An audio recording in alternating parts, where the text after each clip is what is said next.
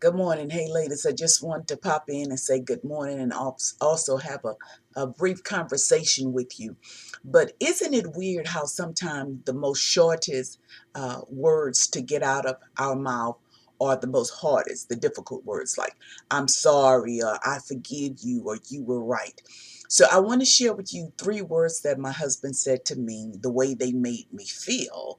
Uh, these three words, they carry a lot of weight, and sometimes they are taken for granted, and some people are imprisoned by them. But anyway, I was working overseas right after we got married, and I'm a stickler about everything having has its place. And so that's what I used to say to my husband. Everything has its place, honey. Everything has its place. Okay, so one time I was preparing to come home on leave. I would come home every 90 days. And so this particular time when I was preparing to come home, my husband said, honey, come on home. I cleaned up everything. You don't have to do nothing. You don't have to clean. You cook if you want to, or you can have, just relax. So I'm like, okay, cool. I'm excited about coming home. I just want to rest. So anyway, when I got here, I kind of secretly canvassed the house to make sure that everything was dressed right, dress right dress is a military term. So I was like, everything needs to be dressed right dress. So anyway, so I would kind of like do dust tests. I'll walk by something and just kind of slide my hand over and look at my hand to see if everything was clean. So he did a good job.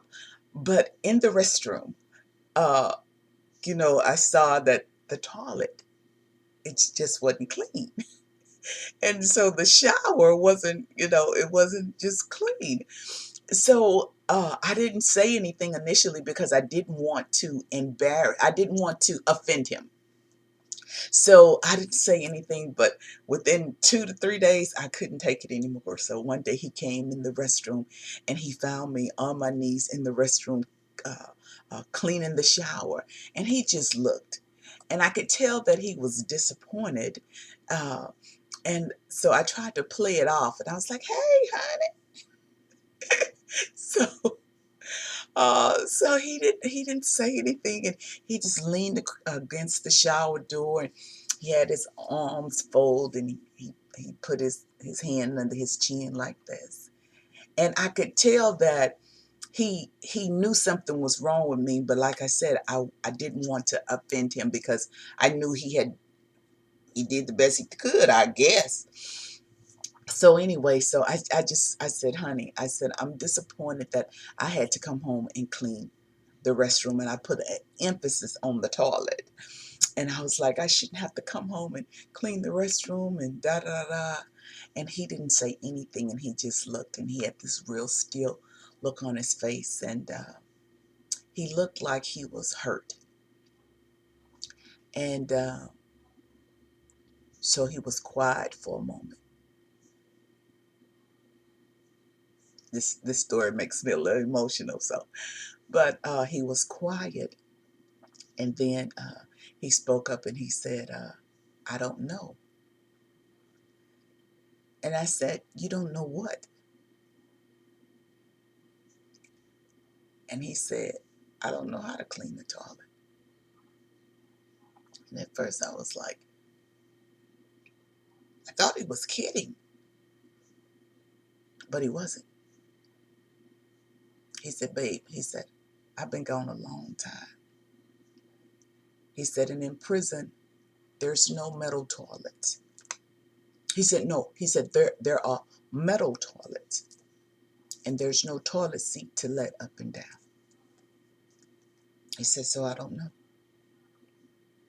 And he said, prior to going to prison, I was a knucklehead, and I never concerned myself with, house cleaning.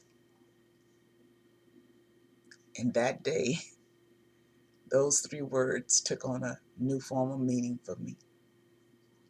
The things that we take for granted in the free world, it had now given me a glimpse of life behind bars. So I'm sharing this sharing this with you so that When your loved ones come home, there's going to be some things that we take for granted that they should know and they don't know because they haven't had to do it for a long period of time. Just recently, a guy who had been locked down for years, and he's at the halfway house. And he said for the first 3 days, he just stayed sitting on the bed, and he didn't come out the room. And they asked him, "Why didn't you not come out the room?" And he said the reason that he didn't come out the room was because he was waiting on somebody to tell him that he could come out. So there's going to be some challenges.